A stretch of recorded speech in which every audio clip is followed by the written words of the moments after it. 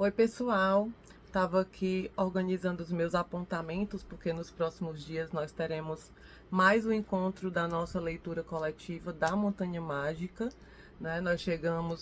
Passamos do capítulo 5, mas nessa discussão que teremos nos próximos dias será do capítulo 4 inteiro, né?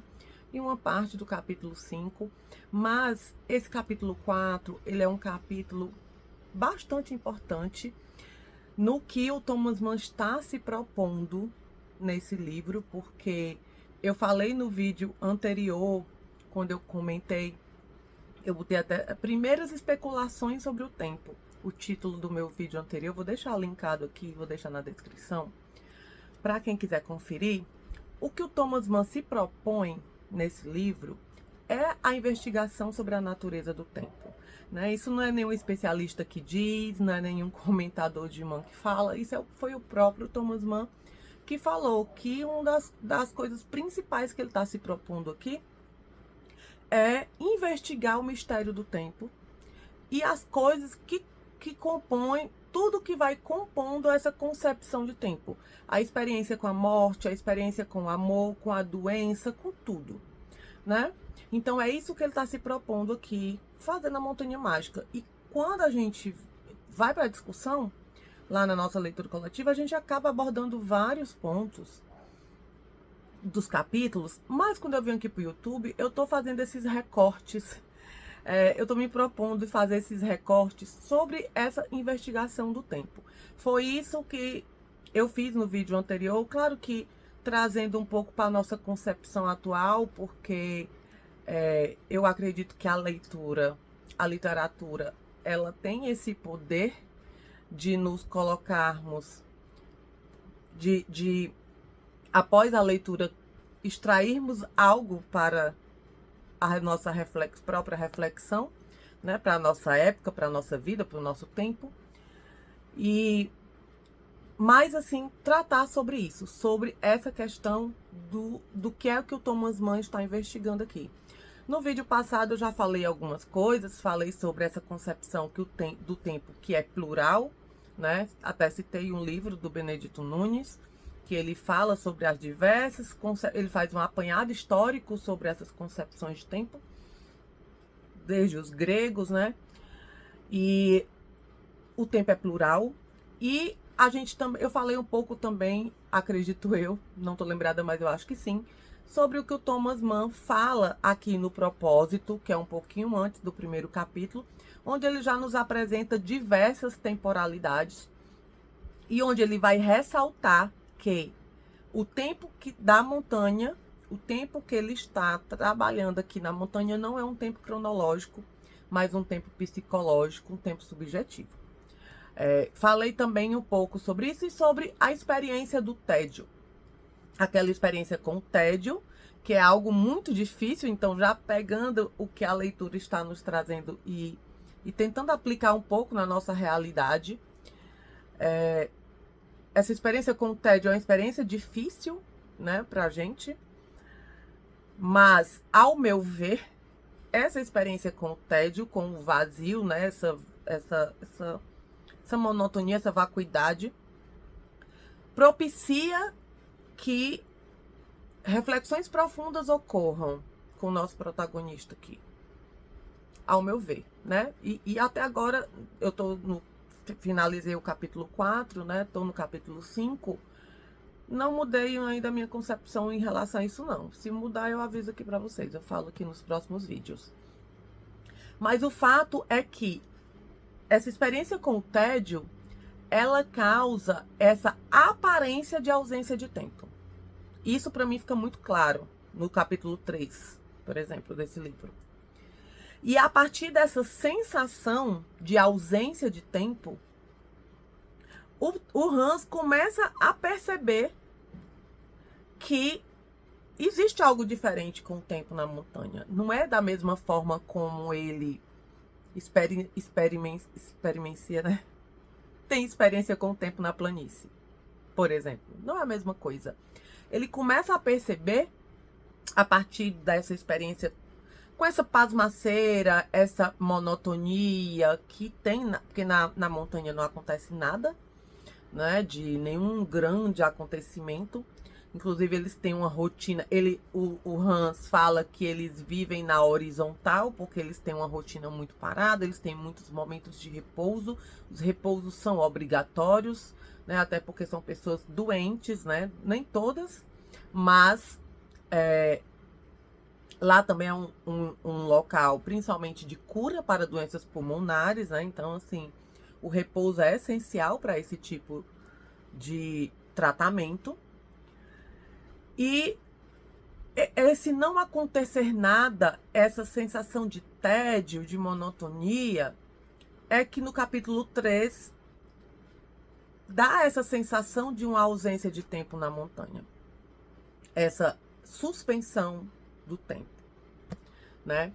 Então, assim, a partir dessa primeira sensação, por isso que no vídeo anterior eu botei primeiras especulações sobre o tempo, porque a gente estava no começo da leitura. A partir dessas primeiras sensações, o Hans começa a perceber que tem algo de diferente com essa experiência temporal dele.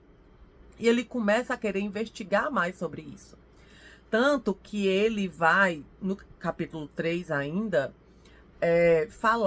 ele vai discutir lá com o Joaquim, e o Joaquim vai dizer que sim, que é possível medir o tempo, né, e tudo, e ele ainda tá, o Joaquim, ele é um personagem ainda com a cabeça lá na planície, e ele vai dizer, não, sim, a gente pode sim medir o tempo e tudo, e o Hans, ele vai chegar à conclusão de que só é possível medir o tempo porque a gente está tomando tempo por espaço, né? Aquela relação espaço-tempo do contínuo, que deriva da teoria da relatividade, que eu também falei no vídeo passado, que é uma teoria ali que o Thomas Mann, essa teoria do espaço-tempo, ele se propõe também trabalhar aqui na montanha, até porque ele era um admirador da teoria da relatividade de Einstein.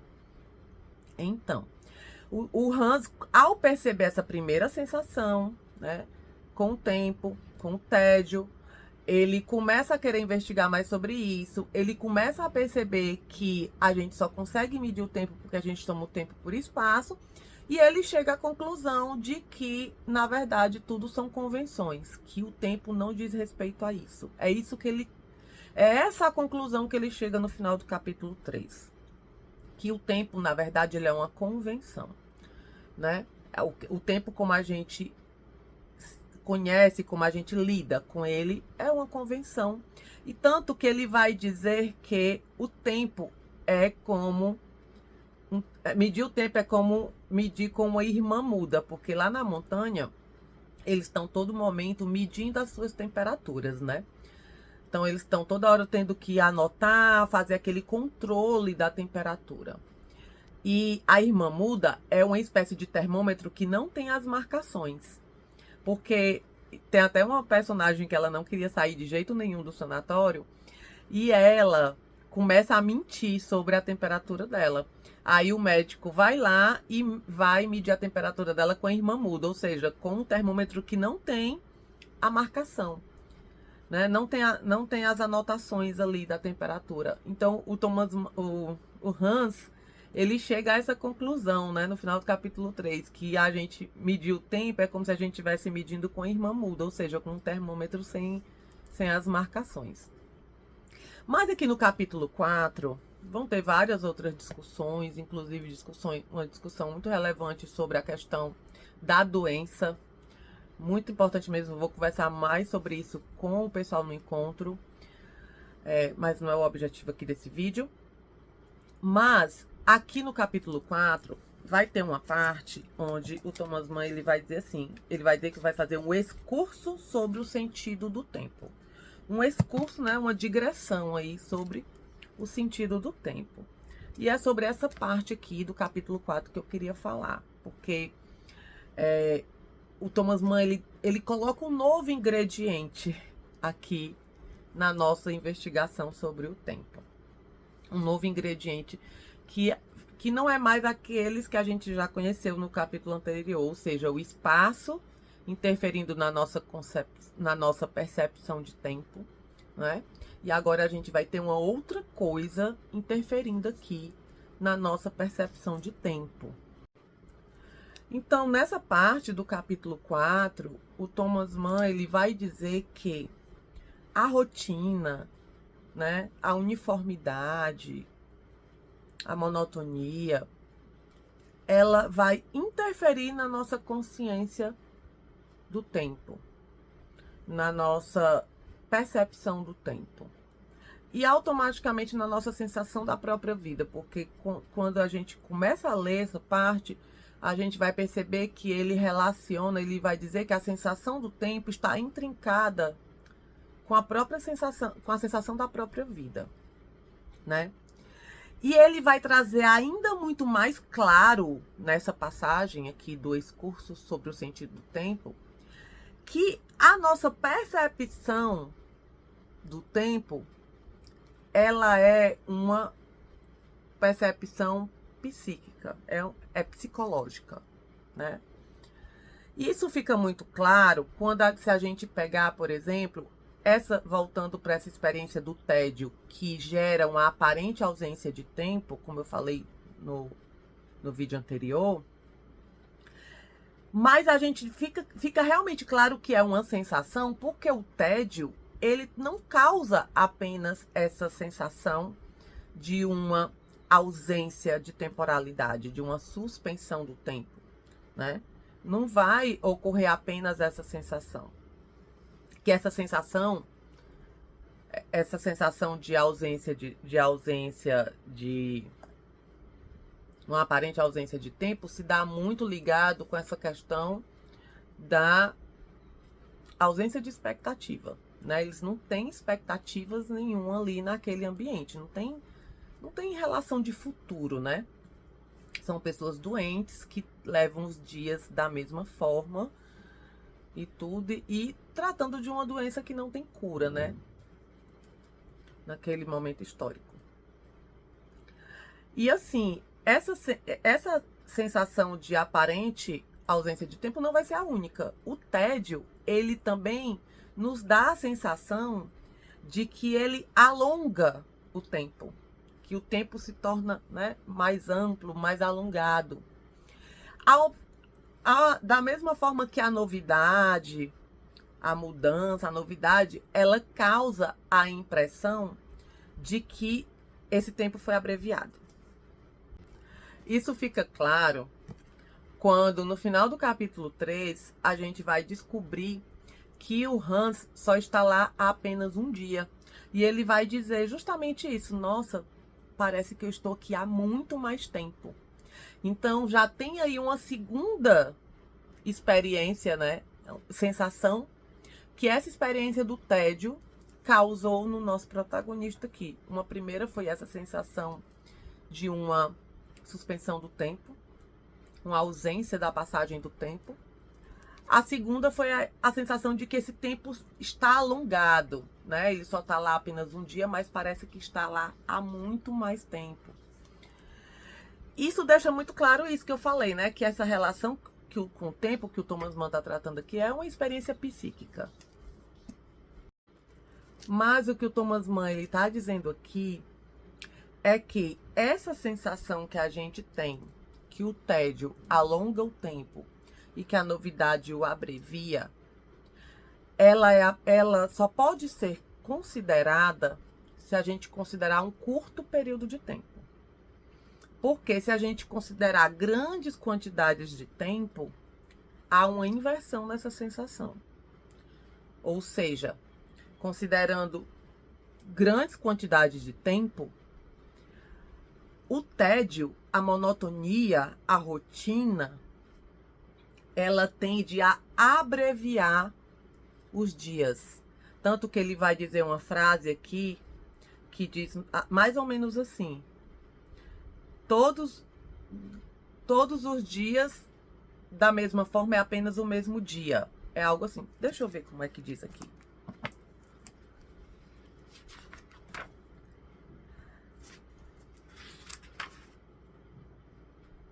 Ele vai dizer assim: quando um dia é como todos, todos são como um.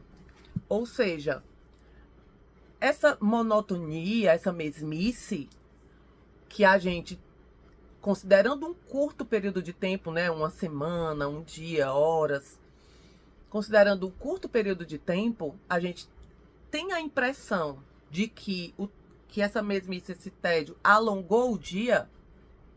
Se considerarmos uma grande quantidade de tempo, é o contrário, ela abreviou os dias, né? Como é que ele bota aqui? Quando um dia como todos é apenas um dia.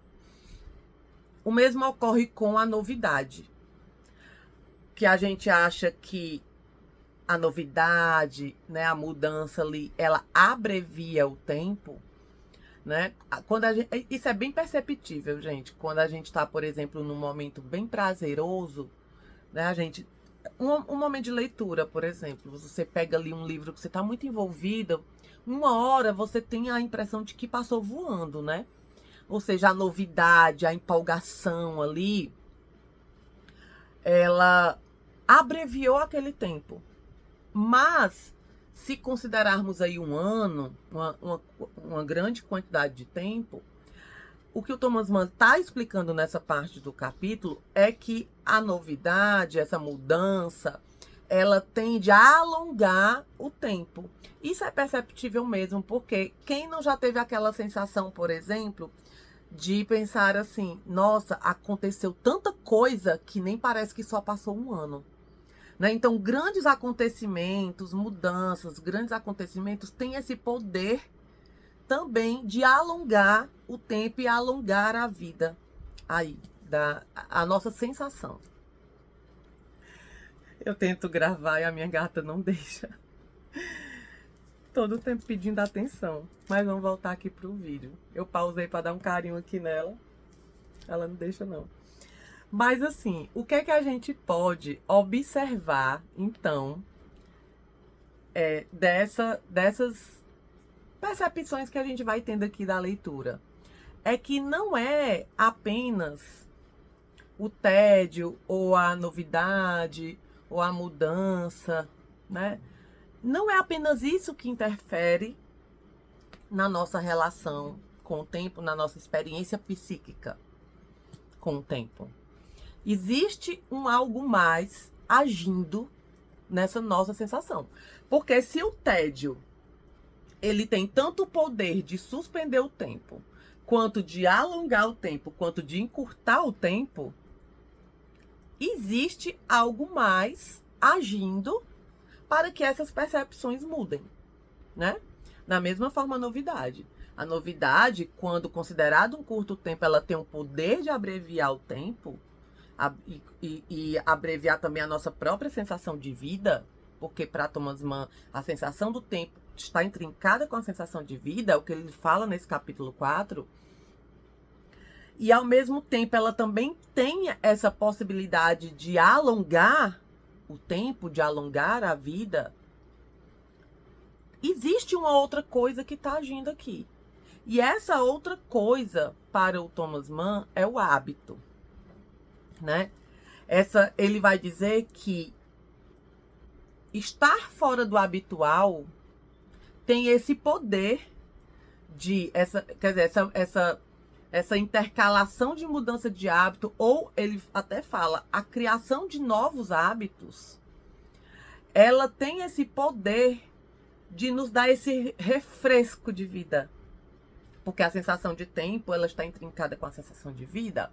Então, essas mudanças de hábitos, ou criação de novos hábitos, ela tem essa possibilidade de nos dar essa juventude, esse refresco de tempo e de vida e de retardar a nossa sensação de tempo. Ou seja, essa suspensão da rotina, né? Estar fora desse habitual, ela vai ter esse poder de retardar essa nossa experiência com o tempo. E é por isso que o Hans, ele tem essa percepção de que o tempo, ele não age da mesma forma ali. Por quê? ele, além de estar vivenciando inicialmente essa experiência do tédio lá, ele não está sobre o domínio do hábito. Ele está submetido a novos hábitos, a uma rotina totalmente diferente da que ele tinha na planície.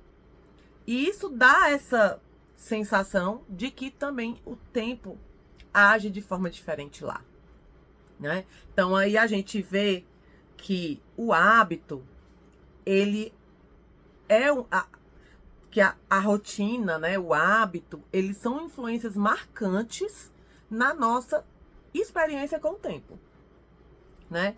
E eu, assim, dando voltas aqui sobre o mesmo tema, que isso me lembrou quando eu estava fazendo a leitura, isso me veio muito à mente, porque o Thomas Mann, ele associa o hábito à experiência temporal, né? E quando a gente fala sobre romance que investiga o mistério do tempo, não tem como a gente não pensar no Em Busca do Tempo Perdido do Proust, né? Não tem como. E assim, e por que me veio muito à memória essa questão do Proust?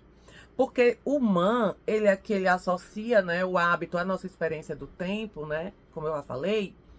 O Proust, ele vai associar o hábito à questão da memória, né? Para Proust, o hábito, ele nos impede de acessarmos as nossas memórias involuntárias, que são aquelas memórias que estão lá no fundo da inconsciência, né? Para o Proust, estar fora do habitual é um dos fatores que podem propiciar o acesso a essas memórias involuntárias. Tanto que, se você pegar a experiência da Madeleine, ela foi possível porque ele está ali tomando chá, né? Quem já leu aí o Em Busca do Tempo Perdido sabe do que eu tô falando. Ele tá ali tomando chá e quando ele tem o episódio de memória involuntária da Madeleine, ela é possível porque ele não tinha o hábito de tomar esse chá. Não tinha esse hábito. Da mesma forma, se a gente pegar uma terceira experiência de memória involuntária que vai ter no livro, que é quando ele está em Baalbek e ele vem ali uma memória da avó, quando ele está amarrando os sapatos, isso só é possível porque ele está fora do ambiente dele habitual. Ele está, né, fora da rotina dele, ele está fora do ambiente dele, ele está fora, ele não está sobre o domínio do hábito. Então, o estar fora do domínio do hábito é importante para que a gente acesse a essas memórias involuntárias, que para o Proust aí são as nossas memórias verdadeiras, porque há uma relação entre memória involuntária e verdade em Proust, né? Então, assim, a gente tem... Por que eu quis trazer essa relação, né, aqui de Proust e Mann?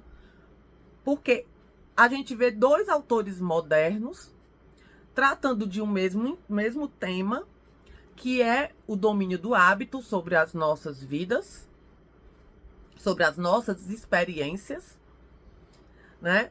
Agindo nas nossas experiências. De um lado, a gente tem aqui na Montanha Mágica o Thomas Mann associando esse hábito à nossa experiência temporal. E de outro lado, a gente tem o Proust associando esse hábito à questão da memória. E da nossa... Consequentemente, acho que posso dizer dessa forma, consequentemente dessa nossa busca aí, nessa investigação aí da verdade. Então, era isso que eu queria falar sobre esse capítulo 4, sobre esse curso sobre o sentido do tempo.